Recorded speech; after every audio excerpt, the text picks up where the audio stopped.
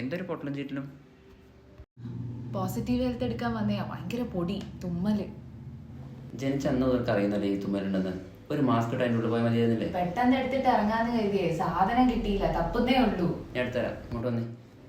നല്ല യോഗ ടീച്ചറാണ്. ആ ജലനീതി ചെയ്ത തീരാവുന്ന പ്രശ്നമല്ലേ ഉണ്ടായിരുന്നുള്ളൂ.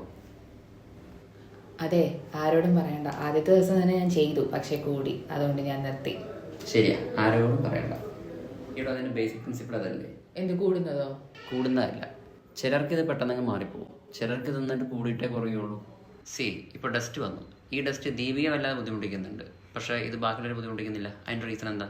അതെന്റെ ഡിഫൻസ് സിസ്റ്റം സ്ട്രോങ് ആയതുകൊണ്ടായിരിക്കാം. അത് ഡിഫൻസ് സിസ്റ്റം സ്ട്രോങ് ആയതുകൊണ്ടല്ല, ഇത് ആക്ച്വലി ഹൈപ്പർ സെൻസിറ്റീവ് ആയതുകൊണ്ടാണ്. അതുകൊണ്ടാണ് ഇത്ര ഹൈപ്പറായിട്ട് ആക്ട് ചെയ്തുകൊണ്ടിരിക്കുന്നത്.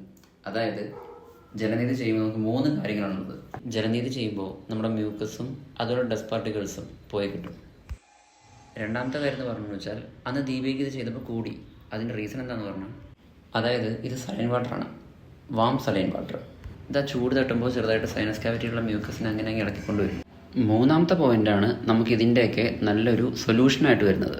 അതായത് ഇത് നമ്മുടെ മൂക്കിനുള്ളിലെ സെൻസിറ്റീവ് ആയിട്ടുള്ള സ്കിന്നിനെ ഡീസെൻസിറ്റൈസ് ചെയ്യും.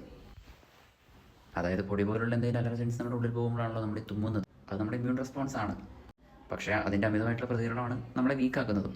അപ്പോൾ ജലനീതി ചെയ്യുമ്പോൾ നമ്മുടെ സെൽസിനെ ഡീസെൻസിറ്റൈസ് ചെയ്യുകയും ചെയ്യും, ഹൈപ്പർ ആയിട്ടുള്ള ഇമ്മ്യൂൺ റെസ്പോൺസിനെ നോർമൽ ആക്കുകയും ചെയ്യും. അപ്പോൾ മനസ്സിലായി. അപ്പോൾ ആദ്യം ചെയ്യേണ്ട കാര്യം, ബുക്ക് അവിടെ കൊണ്ടുവയ്ക്കാം. ഇപ്പോൾ വേറെ ക്ലാസ്സൊന്നും ഇല്ലല്ലോ, ഭക്ഷണം കഴിച്ചിട്ട് കുറച്ച് നേരമായി. ആദ്യം പോയിട്ട് ജലനീതി ചെയ്തിട്ട് വരും, എന്നിട്ട് മതി ബാക്കി കാര്യങ്ങൾ. റോഷി ഡോക്ടറെ